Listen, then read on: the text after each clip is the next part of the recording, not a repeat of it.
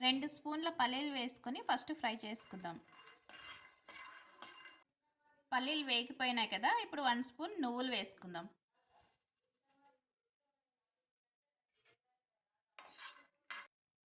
నువ్వులు కూడా ఫ్రై అయిన తర్వాత ఒట్టి కొబ్బరి, ఎండు కొబ్బరి కొద్దిగా, అల్లం వెల్లుల్లి ఇవన్నీ వేసుకొని ఒకసారి ఫ్రై చేసుకుందాం. 2 లవంగా, 2 ఇలాచి, కొద్దిగా చెక్క,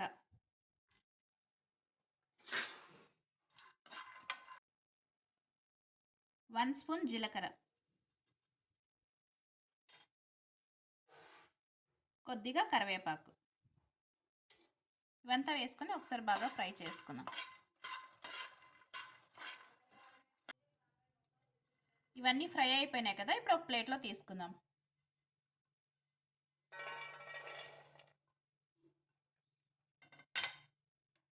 అదే పాన్లోకి 1 స్పూన్ నూనె వేసుకుందాం అండి.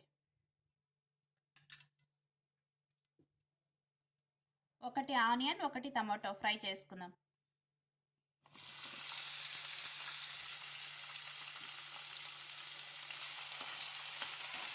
కొద్దిగా కొత్తిమీర వేసుకుందాం.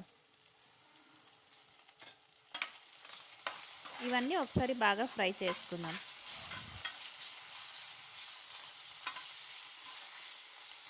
ఇక స్టవ్ ఆపేద్దాం. వేగిపోయినాయి కదా, చాలు. డ్రై రోస్ట్ చేసుకున్నాం కదా, ఇవన్నీ మిక్సీ పట్టుకుందాం. శనక్కాయలు, నువ్వులు, వట్టి కొబ్బరి, వెల్లుల్లి అవన్నీ. ఇప్పుడు రుచికి సరిపడా సాల్ట్, 1/2 స్పూన్ పసుపు, 1 స్పూన్ ధనియా powder, 2 spoon red chilli powder అంతా మొత్తం దీంట్లోనే వేసేసినాను. 1 స్పూన్ ఆయిల్ వేసుకొని 2 స్పూన్ వాటర్ వేసుకొని మిక్సీ పట్టుకుందామండి, పేస్ట్ లాగా. ఎక్కువ వాటర్ వద్దు, 2 స్పూన్ వాటరే చాలు. ఇలా 4 భాగాలుగా కోసుకున్న వంకాయలు తీసుకొని ఈ వంకాయలంతా స్టఫ్ చేసుకుందామండి మసాలా.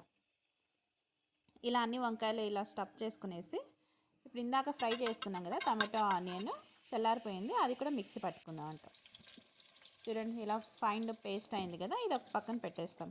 ఇప్పుడు ఒక కుక్కర్ పెట్టుకునేసి అందులో ఒక 3 స్పూన్ల ఆయిల్ వేసుకొని ఈ వంకాయలన్నీ స్టఫ్ చేసుకున్నాం కదా, ఆ వంకాయలన్నీ కుక్కర్లో వేసుకుని ఒక 2 మినిట్స్ ఫ్రై చేసుకున్నాం.